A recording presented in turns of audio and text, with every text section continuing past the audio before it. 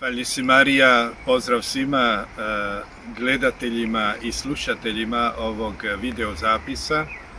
Pater Mihovil Filipović je pred vama ovdje ispred prelijepog grada Dubrovnika.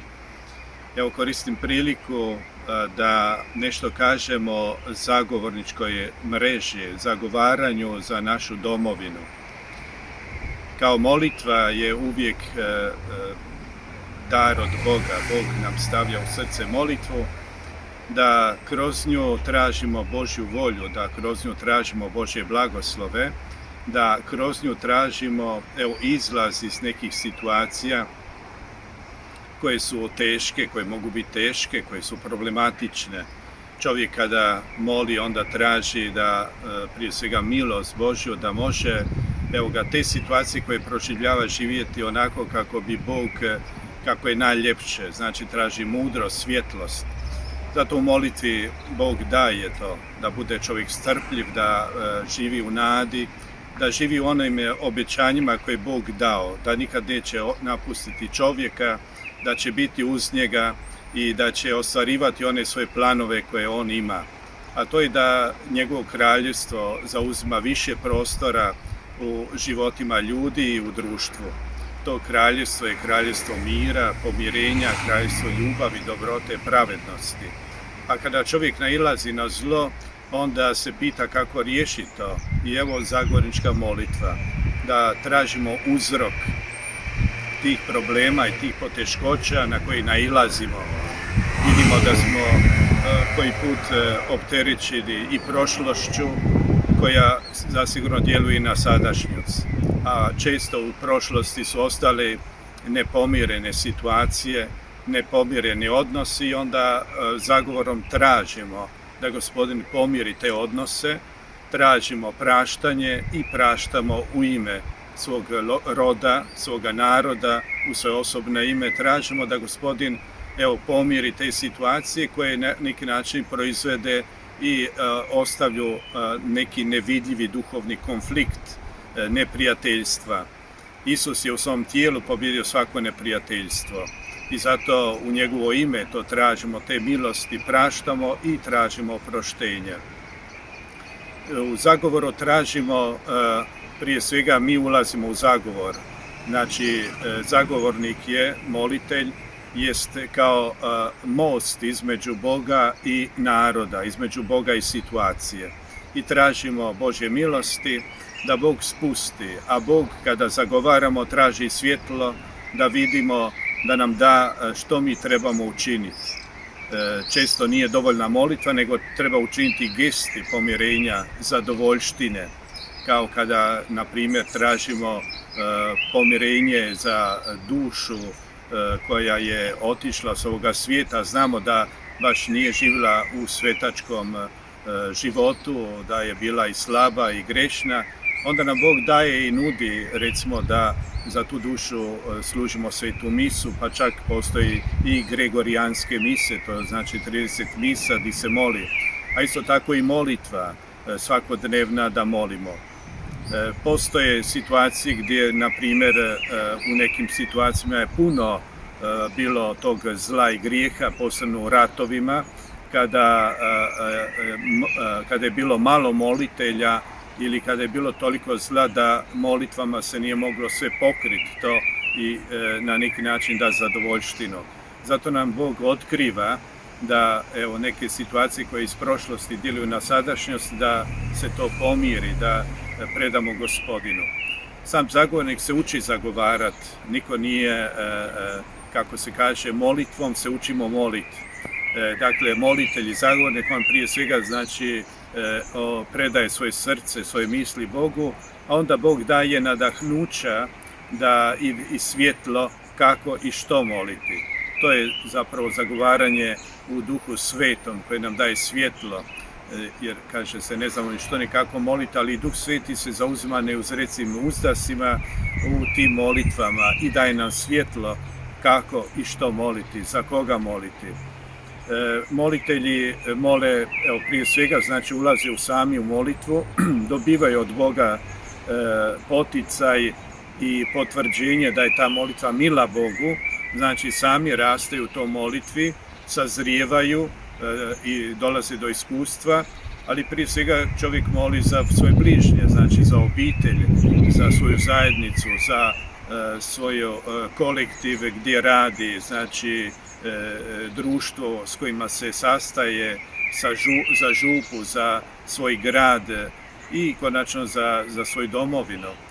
To je zagovornička mreža za domovinu. Domovina je jedan dar čovjeku gdje se čovjek prepoznaje kao dio tog naroda koji ima svoju vrijednost, koji ima svoj poziv, svoje prošlosti, sadašnjost i budućnost.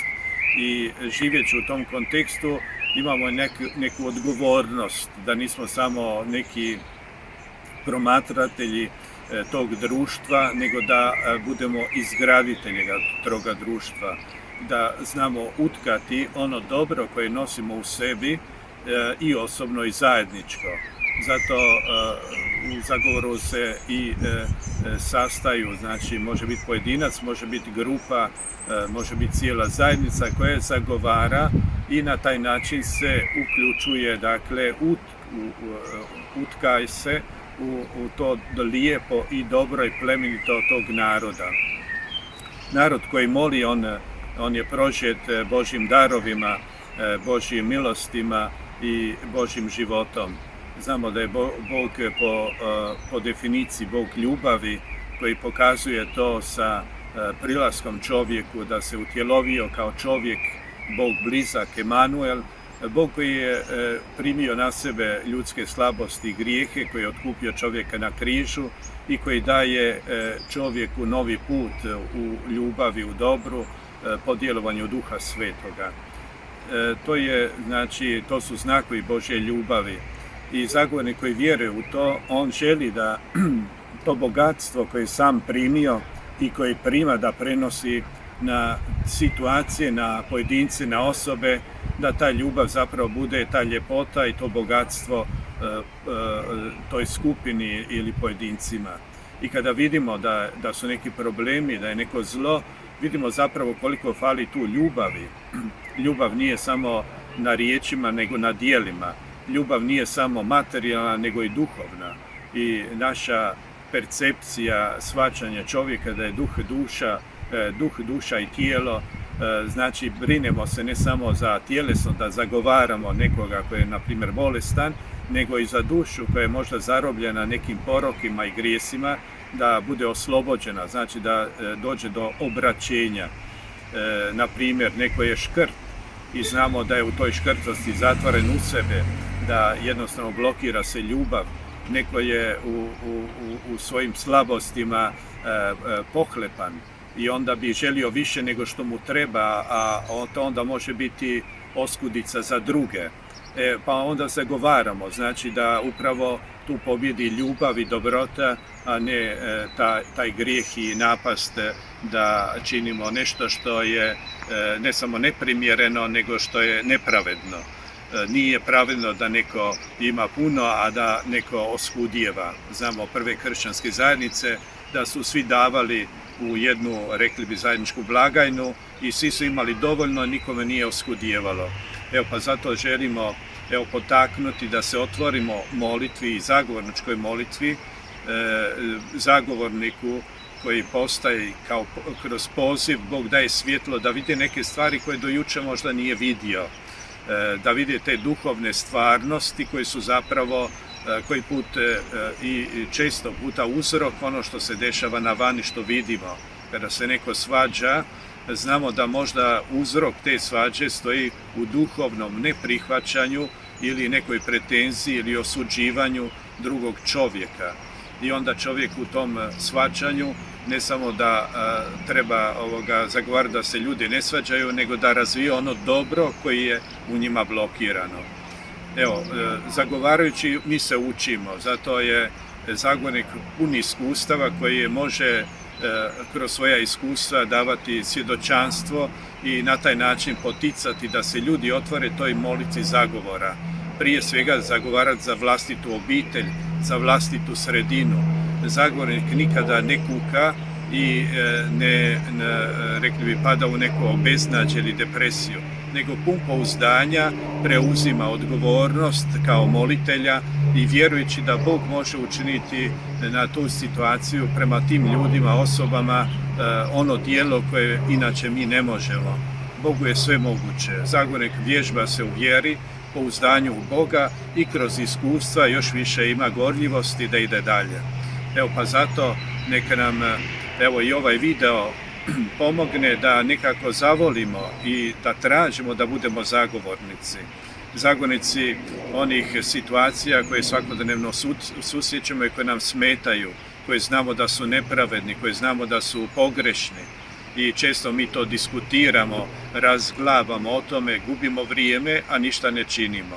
Zagovornik ne gubi vrijeme, on zna da sve te situacije s Božjom pomoć mogu biti promijenjene. Dakle, optimizam u svakom slučaju, i ne samo optimizam, nego nada u Božja obećanja, da sve što god ištemo u njegovo sveto ime, posebno kad smo zajedno, kad smo jedna duša, jednodušno to zaištemo, da će nam Bog dati. A velika iskustva su, upravo tim velikim iskustvima je prožeta cijela povijest našeg naroda i crkve. Evo na kraju ovog našeg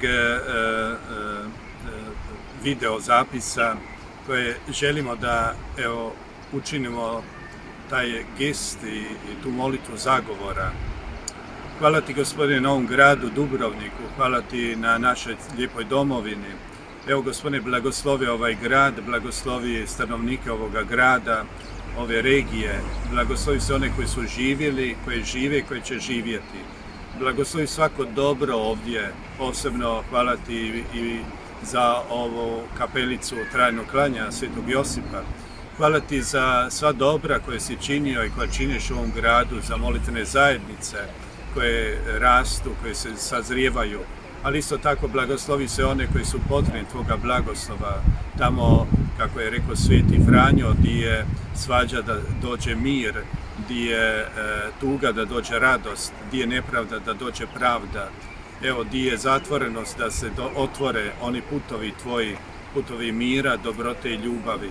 Blagoslovi svakog turista koji je ikada bio ovdje, Gospodine, svu onu povijest koja je ispisana u knjigama, Gospodine, blagoslovi sve ljude koji su stvarali tu povijest i onu dobru, zahvaljujemo ti, a ono što je loše ispisano i koje često možda opterećiva i duhovno, ti otkupi s cijenom svoje krvi i molitava oni koji sada mole, Gospodine. Zato, evo, neka se spusti tvoje pomazanje na ovaj grad, na stanovnike ovog grada, da budu novi izvori dobra u ovom gradu, da budu nove događanja koje će činiti ljude plemenitim, otvorenim jedni na druge, da se razvije tvoja prijateljstva, da u ovom gradu ljudi doživljavaju ne samo ljepotu izvana, nego da doživljavaju također i ljepotu iznutra, da otkrivaju živoga Boga, pravoga Boga, istinitog Boga, Boga ljubavi i dobrote, Boga pravednosti, Boga istine, Boga koji čeka na ljude i koje ljude voli, da ih dovede u svoje divno kraljevstvo iza ove smrti. Evo, Gospodine, neka tvoj blagoslov dođe na ovaj grad i na stanovnike ovog grada i neka zauvijek ostane i donese obilat rod na tvoju slavu. Amen.